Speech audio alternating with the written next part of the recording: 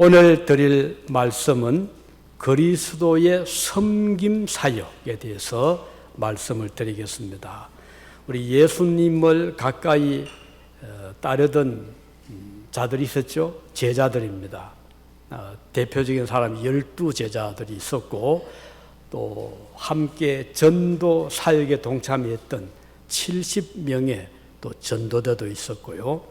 그 외에도 수많은 사람들이 예수님을 중심해서 이제 교제를 나누고 은혜를 받고 또 같이 사역했던 그런 자들이 있었습니다. 그 중에서도 특별히 예수님이 가까이 늘 데리고 다니셨던 자들이 있었죠. 가령 베드로, 안드레라든가 야고보, 요한이라든가 이런 제자들은 다른 어떤 사람들보다도 항상 근접하게 이렇게 대화도 하시고 또 데리고 다니시면서 사역을 하셨는데, 오늘은 그 중에 두 제자, 야고보와 요한이라는 두 제자가 예수님께 와서 요청을 한 게 있었죠. 뭔고 하니, 선생님, 우리가 주님 나라가 오면 저는 예수님 오른편에 또 제 형님은 왼편에 이렇게 앉아서 우리 예수님과 함께 있으면 좋겠습니다. 이런 요청을 했습니다. 그때 예수님께서 너희가 내가 마시는 잔을 마실 수 있겠느냐 라고 주님 말씀하시면서 오른편에 또는 왼편에 앉게 하는 것은 본인이 원해서도 아니고 그래 하는 것은 하늘 아버지께서 준비된 자에게 앉게 하신다, 이렇게 말씀을 하셨습니다. 이 세상 사람들은 권력을 잡으면 자기들 마음대로 이렇게 선택을 해서 뭐 장관도 하게 하고 중요한 요직에 앉게 하잖아요. 근데 하나님의 나라는 그렇게 하지 않고 준비된 사람, 믿음이 준비되고 주님 나라를 위해서 잘 준비된 사람들을 하나님이 요소요소에 앉힌다, 이렇게 말씀을 하셨죠. 자, 그래서 오늘 우리 주님께서 모범적으로 어떻게 그 사역을, 섬김 사역을 하셨는가. 예수님 가까이 있게 한다는 것은 그냥 앉아서 놀기 위함이 아니잖아요. 일을 하기 위함인데, 우리 예수님께서 사역을 하신 그 사역을 보면 우리도 어떤 자세로 예수님 가까이 있어든 좀 떨어져 있어서든 그 상관하지 않고 우리 예수님의 사역을 감당할 수 있을 것인가 하는 것을 같이 생각할 수 있기를 바랍니다.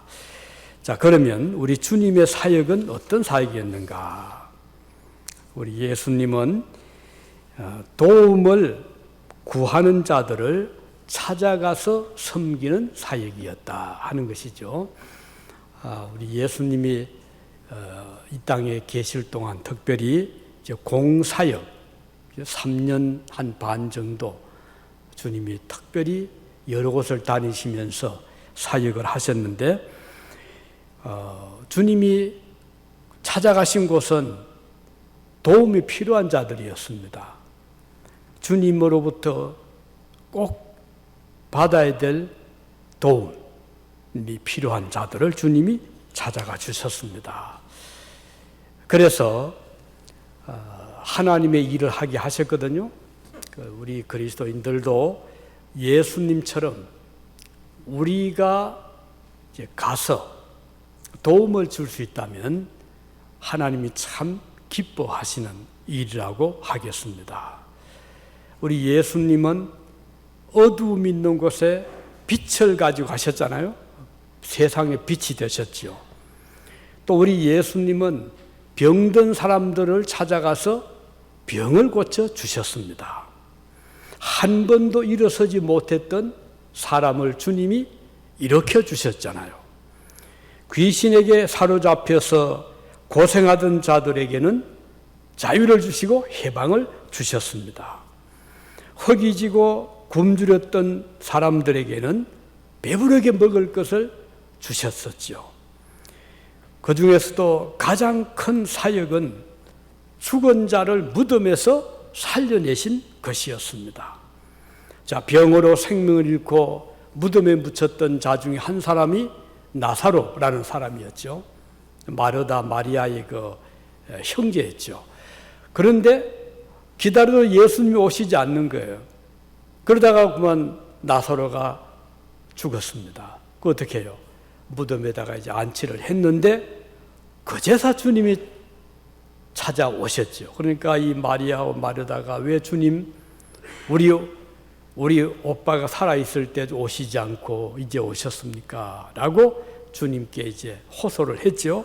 그때 예수님께서 우리 무덤에 가보자. 그래서 예수님 같이 무덤 앞에 갔는데 우리 주님이 그 말씀했죠. 옆에 있는 사람, 같이 간 사람들에게 저 무덤에 문을 닫아놓은 그 유대인들의 무덤은 그 동굴처럼 되어 있는 그런 무덤이 있었잖아요. 그 무덤 문을 큰 돌로 막아 놓았는데 그래서 그 돌을 옮겨라. 그래서 이제 사람들이 뭐 땀을 뻘뻘 흘리면서 무덤에 그 막아두었던 돌을 옮겼습니다. 그러자 예수님께서 안을 들여다보시면서 마치 친구를 부르듯이 가족을 부르듯이 나사로야 일어나 나오너라 이렇게 말씀을 하셨어요. 그런데 놀라운 일이 일어났죠. 죽었던 나사로가 그 예수님의 음성을 듣고 눈을 뜨고 일어나는 거예요. 얼마나 놀랐겠어요.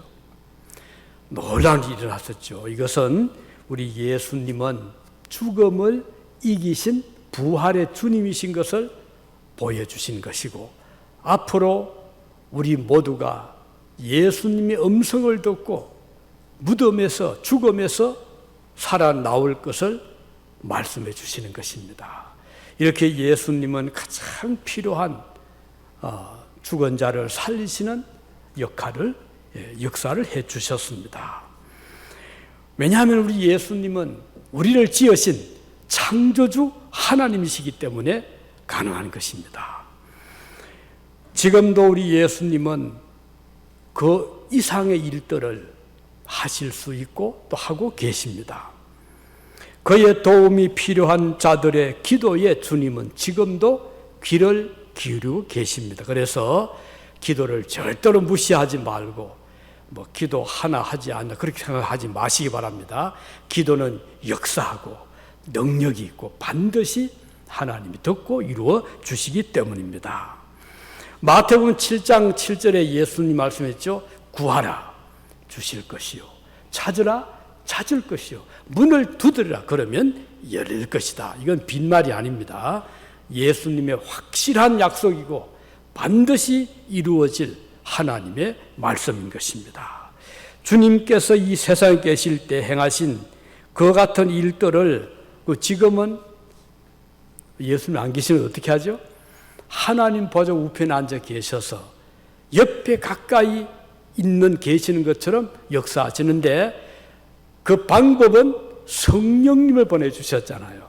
그 성령님은 우리 마음속에도 계시고 우리 앞에 뒤에 옆에 항상 계시면서 성도들을 보호하시고 기도에 귀를 기울이시고 능력을 베풀어 주시고 천사를 사용하시는 분이 바로 성령님이십니다. 그래서 지금도 예수님은 살아계셔서 우리 곁에 계시는 그런 역사를 하고 있는 것이죠. 우리 마음속에 소원이 있을 때 우리가 할 수 있는 가장 확실하고 분명한 일은 기도를 들어주시는 그 주님께 우리가 기도하는 일입니다. 우리가 똑같은 마음을 가졌던 엘리야가 기도할 때 3년 동안 6개월 동안 비가 오지 않았던 그 하늘이 비를 내려주었잖아요. 하늘이 내려준 것이 아니고 하나님께서 내려주신 것입니다. 지금 오레곤주를 위시해서 미국 서부 지역에 지금 산불이 며칠 전에 보니까 한 60곳에 산불이 났답니다. 엄청난 지금 불이 나서 뭐 불도움도 생기고 그리고 기후가 이렇게 지금 바뀌는데 우리가 할 수 있는 일은 극히 제한적이잖아요. 헬리콥터가 물을 뿌리기도 하고 소방대원들이 몇백 명이 올라가서 불을 끄지만 역부족입니다. 그런데 불을 끄시는 분은 사실 하나님이시거든요. 작년도 우리 경험했잖아요. 불이 얼마나 가까이까지 불이 오니까 연기가 뭐 우리 집 안에 방 안에 들어오고 이랬잖아요. 근데 불이 안 꺼지는 거예요. 열흘이 가도 안 꺼지고 한 달이 가도 안 꺼지고, 그런데 불이 꺼지게 된 것을 보니까 하나님 비를 주셨더라고요. 그러니까 불이 꺼지더라고요.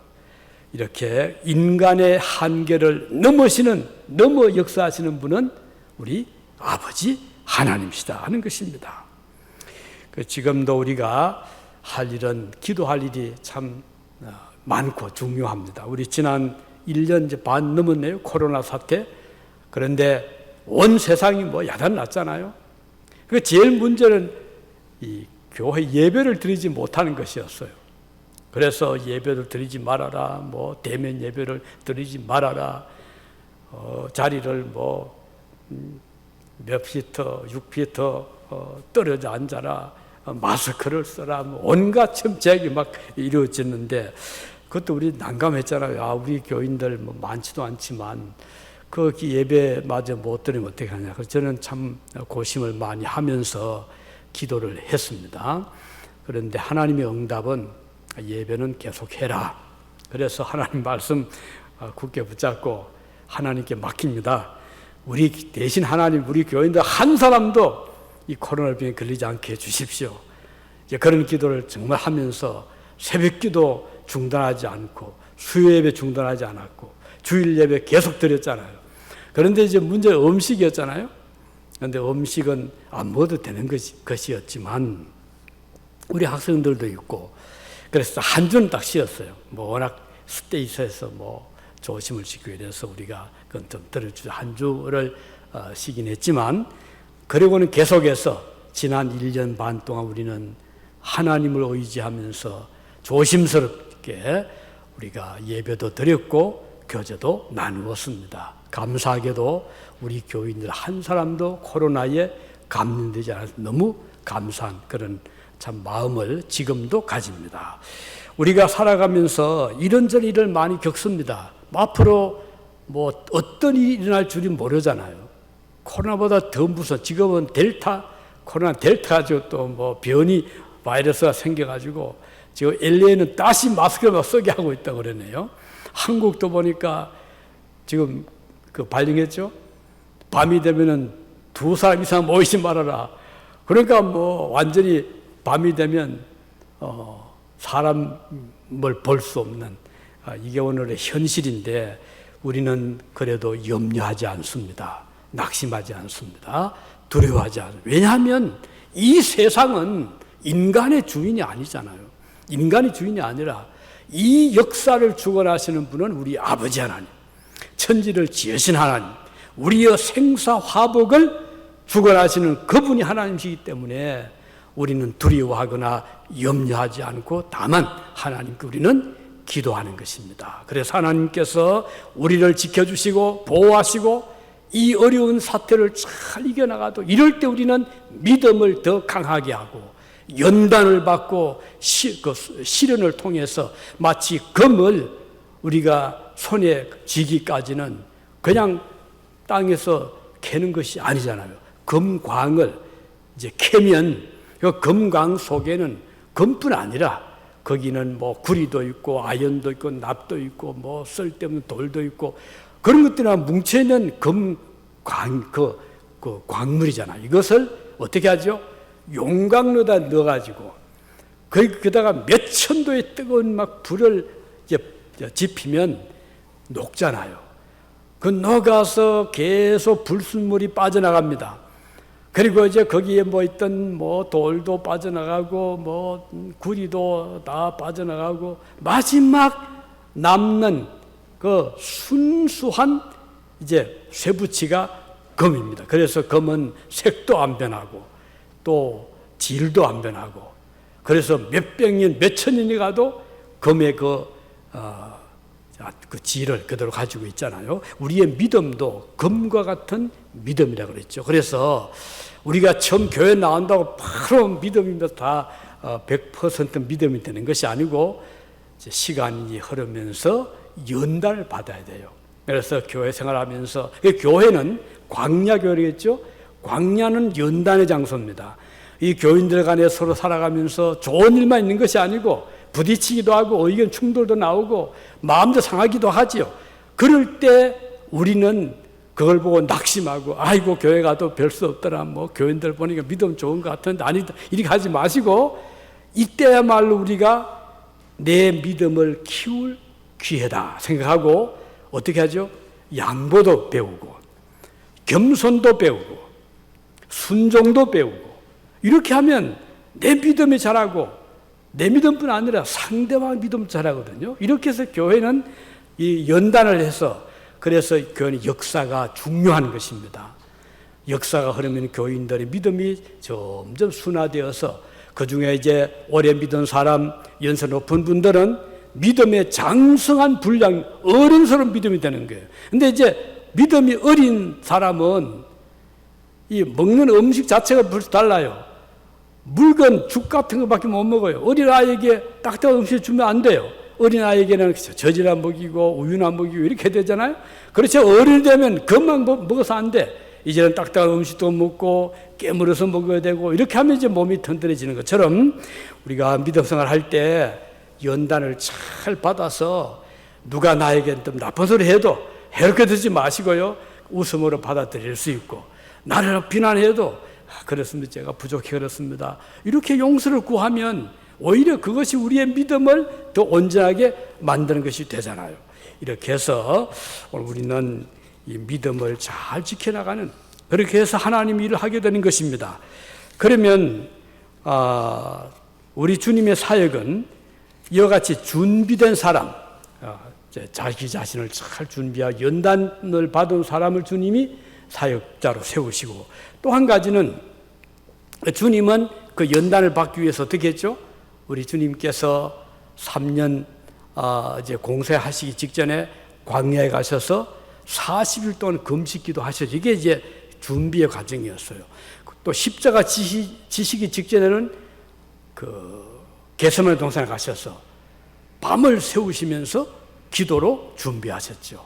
우리 주님 이렇게 잘 준비하시니까 하나님이 그를 십자가에 못 박힐 수 있는 능력을 주셨고, 그리고 부활하시고 성천해서 이 땅에 보내주시는 우리 아버지의 뜻을 주님이 다 이루어 주신 것이고, 그다음 또 한 가지 주님의 이 사역은, 자, 준비된 사역이 첫 번째, 두 번째는 우리 주님은 온유와 겸손으로 사역을 감당하셨다는 거예요.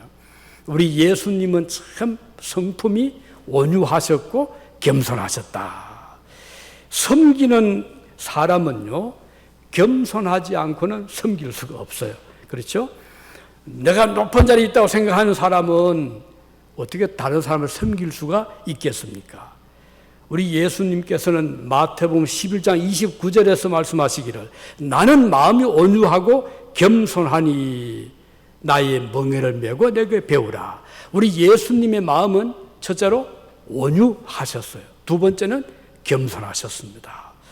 주님께서 성공적으로 섬기는 사역을 감당할 수 있었던 비결은 바로 이 온유와 겸손, 이 두 가지 성품이었거든요. 만일 주님이 온유하지 않으셨다면, 그리고 겸손하지 않으셨다면 어떻게 그 일을 감당할 수가 있겠습니까? 초대교회 사도들이 주님처럼 섬김 사역을 잘 감당을 했죠. 누구예요? 베드로, 또 사도 바울, 이런 분들 보면 정말 잘했는데, 이 사람들이 처음부터 태어날 때부터 겸손하고 온유한 자들이 아니었어요. 그래서 바울 사도 같은 경우는 굉장히 아주 프라우드했던 사람이, 자기 가문에 대해, 베냐민 집회잖아요. 자기 학문에 대해서 나는 많이 배웠다. 또 로마 시민권자였잖아요. 이런 바울이, 이런 사울이 어떻게 사도가 되었죠? 하나님께 그가 이제 여러 가지 시련을 받았죠. 우선 다메섹 도상에서 밝은 빛을 보고 눈이 어두워져 사흘 동안 식음을 전폐하고 꿍꿍 앓으면서 자기를 돌아보았고, 여기 거치지 않았죠? 사울이 어디 갔죠? 저 아라비아 광야 갔잖아요. 가서 3년 동안을 그곳에서 기도하면서 자기 자신을 계속 죽인 거예요. 자기의 혈기 죽이고 교만 죽이고 강팍함 죽여서 3년이 지난 다음에 돌아왔을 때는 완전히 변해진 거예요. 그래서 사도 바울은 그 다음부터는 복음을 전할 때 감옥에 들어가도 참았고 찬송 불렀고 사람들 그를 모함을 해도 참았고 끝까지 복음 전도를 하다가 목숨을 생명을 제물로 바칠 수 있었고, 베드로도 그랬잖아요. 처음에는 뭐 베드로가 자기는 뭐 다른 사람들은 예수님을 다 부인해도 저는 절대 부인하지 않을 겁니다 하고 장담했는데, 베드로가 제일 먼저 주님을 모른다고 부인했잖아요. 그것도 한 번도 아니고 두 번, 세 번, 상세판 부인을 했어요. 그런데 베드로가 이제 회개를 하잖아요.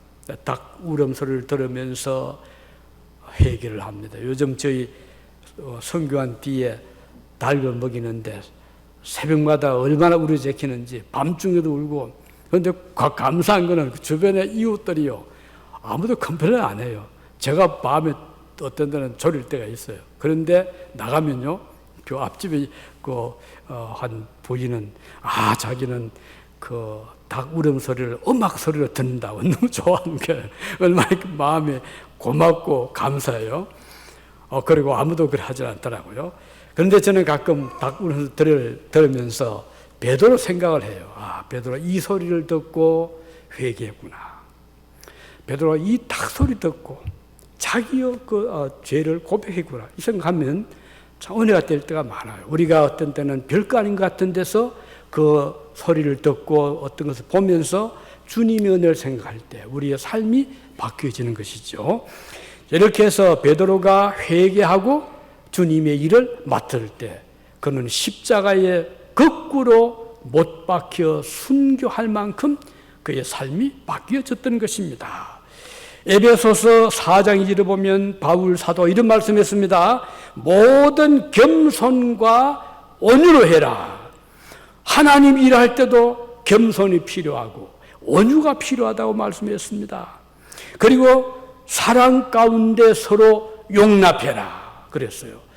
우리가 용납을 할 수 있어야 되잖아요. 그 말은 좀 부족함이 보여도, 내 형제 자매가 좀 실수가 있어도 그거 막 따지고 비판하지 말고, 그렇지, 실수할 수 있죠. 그렇게 덮어주는 마음, 이게 배려잖아요.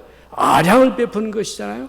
우리 그리스도인들은 배려할 수 있어야 되고 아량을 베풀 수 있어야 됩니다. 오늘 우리 이런 자들을 하나님이 사역자로 세우시기 때문입니다. 겸손한 자가 다른 사람을 섬길 수가 있습니다. 온유한 사람이 그리스도 사역에 동참할 수가 있는 것입니다.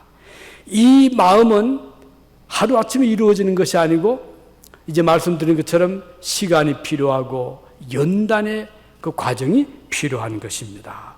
순검이 되기까지의 그 연단 받는 것처럼 우리 그리스도인들도 시간이 흐르면서 점점 믿음이 순결해지고 또 온유해지고 겸손해지는 이런 삶을 살아야 되겠습니다. 우리 구약의 제일 위대한 지도자 중에 한 사람이 누구죠? 모세잖아요. 그런데 모세를 하나님이 그렇게 위대하게 쓰신 그 배경을 보면요, 여러 가지, 모세도 한때는 그렇지 않았잖아요. 왕자로 있을 때는 뭐 얼마나 프라우드 해가지고는 애국인 감독을 막 죽이고 이랬잖아요.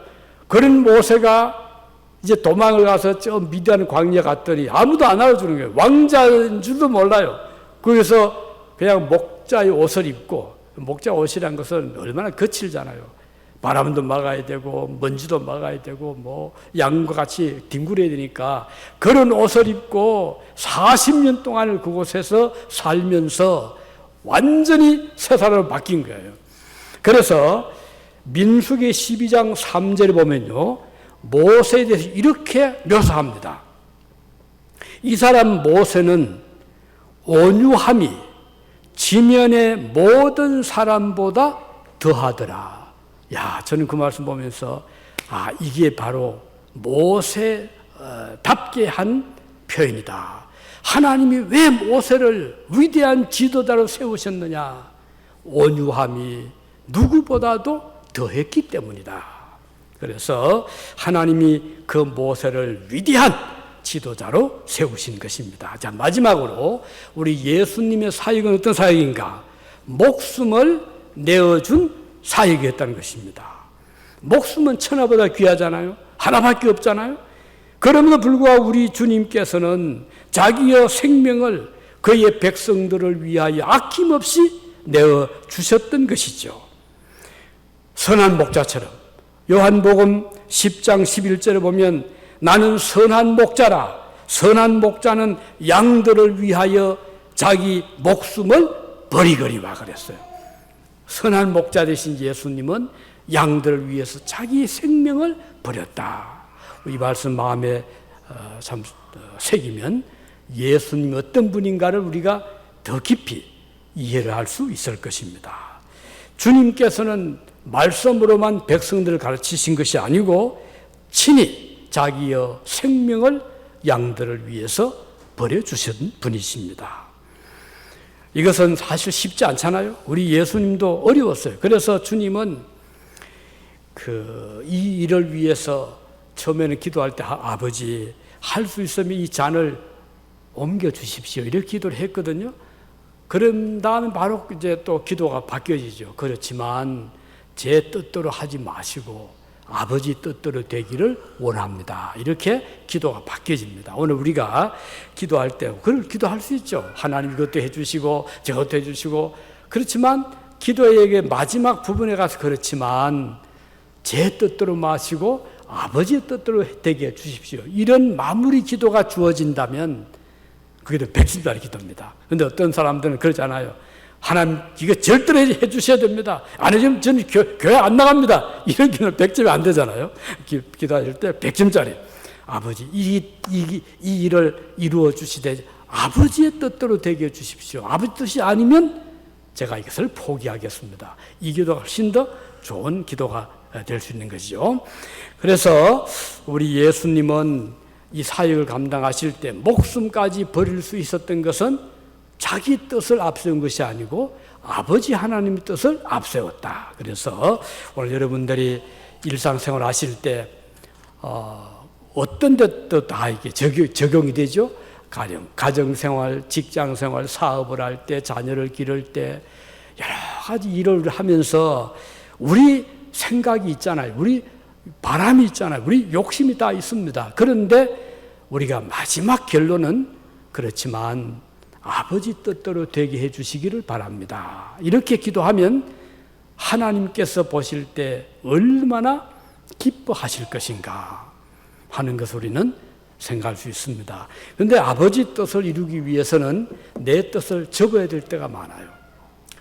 내가 하고 싶은 일을 중단해야 될 때도 있고 포기해야 될 때도 있습니다. 그렇지만 멀리 보면 그것은 희생이 아니고 포기가 아니고 오히려 하나님의 더 큰 은혜를 받게 되는 것을 우리가 볼 수가 있는 것이죠. 그래서 이 일을 위해서는 우리 예수님처럼 우리도 기도를 하는데 아버지의 뜻이 이루어지기를 위해서 기도를 하기를 바라는 것입니다. 자, 이제 기도를 할 때 제자들은 겟세마네 동산에서 기도를 못했죠. 우선 피곤했어요. 너무 피곤하고 잠이 많이 왔어요. 기도를 못했죠. 결과적으로는 기도하신 예수님은 십자가를 지시고 제자들 딱 보호를 했죠. 그런데 기도를 못했던 제자들은 그렇게 장담했고 또 자신만만했지만 다 무너지고 말았어요. 우리가 하나님이라 할 때도 나의 용기, 나의 자신만만함 가지고 성공하기 힘들어요. 오히려 그보다는 주님의 능력을 의지하고 하나님의 도우심을 구할 때 성공하게 되는 경우들이 훨씬 더 많습니다. 우리가 감당할 수 없는 일을 우리는 기도를 통해서 하나님께 부탁을 할 수가 있는 것이죠. 아무리 힘든 일일지라도 기도를 통해서 그것을 극복할 수가 있기 때문입니다. 아무리 작아 보이는 일이라도 기도 없이 우리 힘으로 행하려 하다가는 낭패를 당하는 경우들이 많습니다. 한계에 부딪힙니다. 처음에는 자신만만 했다 하더라도 얼마 못 가서 그만 중단하고 마는 것이죠. 그래서 오늘 우리는 이 말씀을 보면서 예수님의 사역은 어떤 사역이었는가? 잘 준비한, 주님이 3년 동안의 사역을 위해서 30년을 준비했고요. 모세는 40년 이스라엘 백성을 인도하기 위해서 80년을 준비했습니다. 바울도 긴 세월을 준비했죠. 오늘 저와 여러분들도 더 많은 세월을 준비를 해야 될 수도 있을 것입니다. 그렇지만 조급해하지 마시고 하루하루 준비한, 우리의 천국에 들어가기까지는 많은 준비가 필요합니다. 믿음의 준비도 해야 되고 또 우리 자신 천국 백성으로서의 그런 덕목을 가지도록, 그래서 믿음 준비, 믿음의 덕을 세우고 절제를 하고 인내를 하고 이런 거 있잖아요.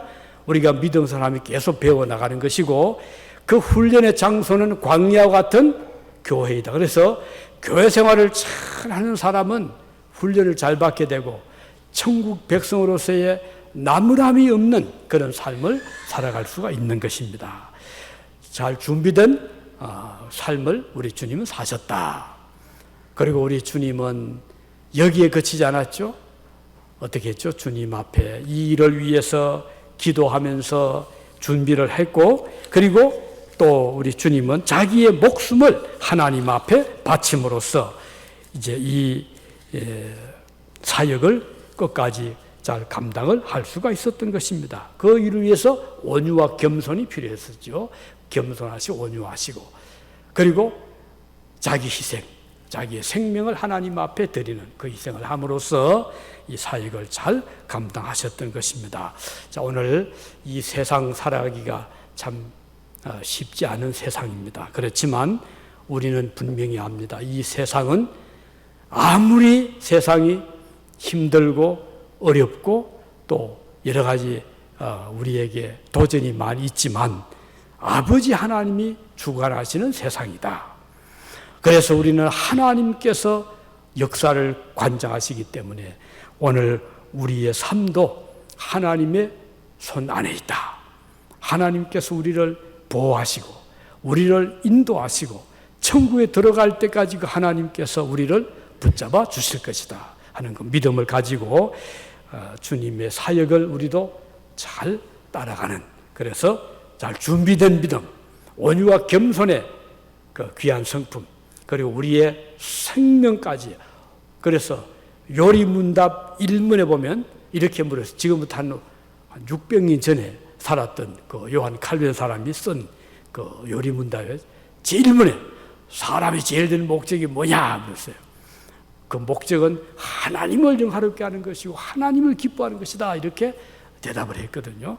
정말 지금 600년 전에 우리의 믿음의 선조가 정리해놓은 그 정리는 오늘 우리에게도 그대로 적용이 될 수 있는 것이다. 그래서 오늘도 우리가 이런 믿음으로 하나님의 나라를 위해서 귀하게 쓰임받는 사역자들 되시기를 바랍니다. 기도하시겠습니다.